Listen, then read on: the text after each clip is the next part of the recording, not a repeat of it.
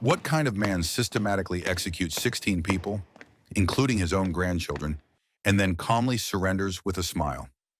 Welcome to Death Row Files, the channel where we expose the darkest killers, the most chilling executions, and the terrifying truths hidden behind death row's walls. If you think you understand evil, you don't. Today's case will haunt you. Ronald Gene Simmons didn't just snap. Over 7 days in December 1987, he methodically slaughtered his entire family, then walked into town to finish what he started. This isn't your typical family annihilator story.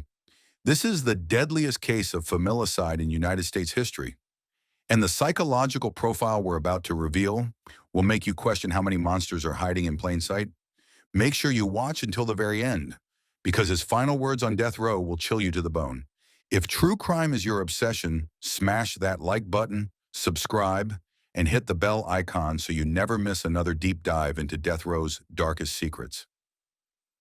Ronald Gene Simmons looked like the perfect neighbor, a decorated Vietnam War veteran with 22 years of military service, Bronze Star recipient, Master Sergeant, the kind of man you trust with your life. But behind his military honors lay a monster.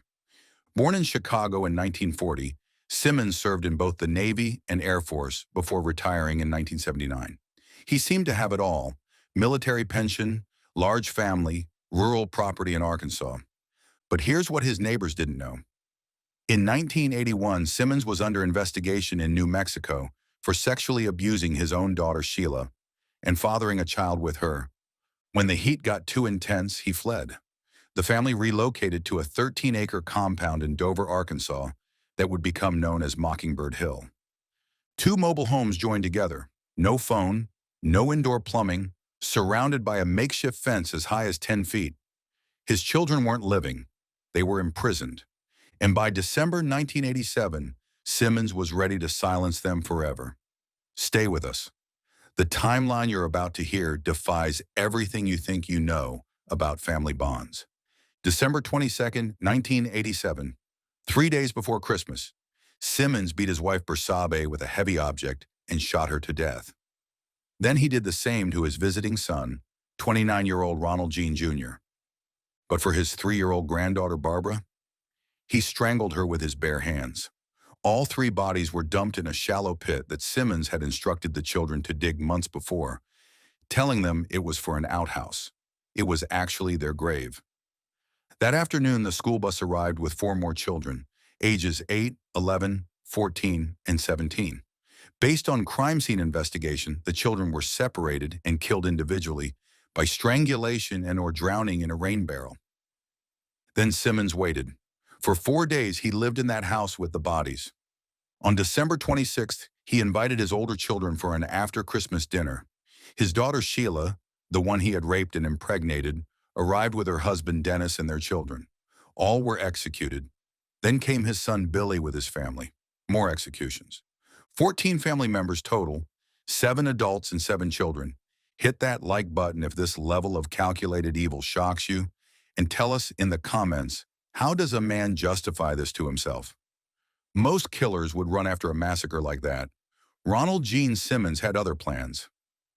On December 28th, 6 days after the first murders, he calmly drove into Russellville, clean-shaven and well-dressed.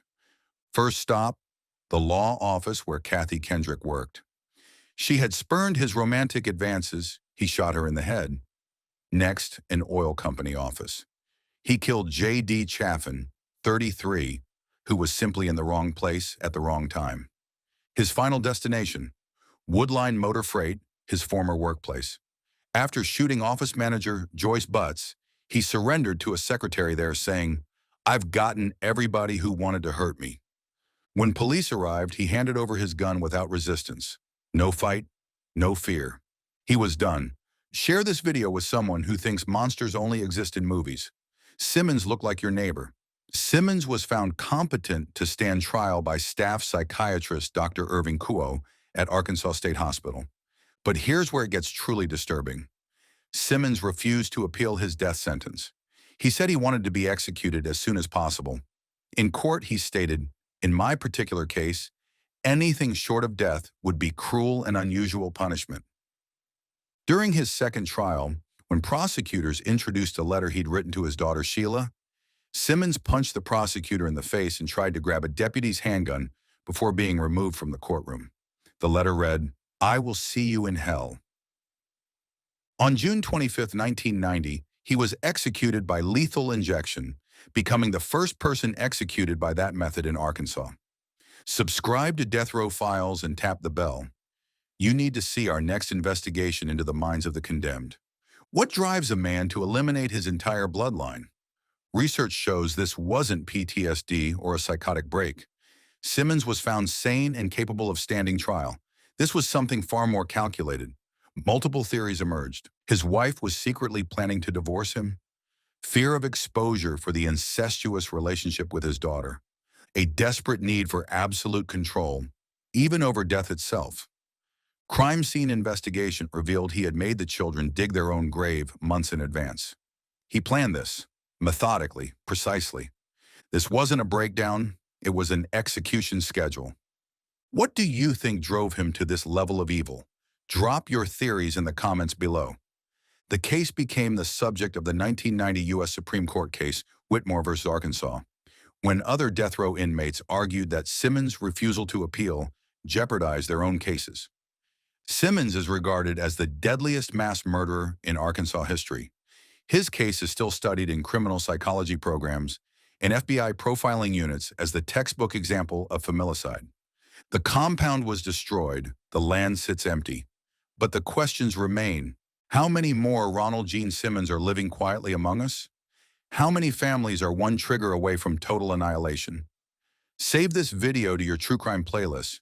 You'll want to reference this case again. Ronald Gene Simmons didn't kill in rage. He killed with purpose, with planning, with absolute cold precision. And when it came time to face his own death, his final words were chilling. "Justice delayed finally be done is justifiable homicide." Even in death, he showed no remorse, no humanity, just control. If this story shook you to your core, and it should, smash that like button to help others discover the truth about monsters who hide in plain sight. Subscribe to Death Row Files for more investigations into the darkest corners of death row. We don't glorify killers, we expose them. And don't go anywhere. Your next true crime obsession is waiting in the video on your screen. Click now to dive deeper into death row's most terrifying cases.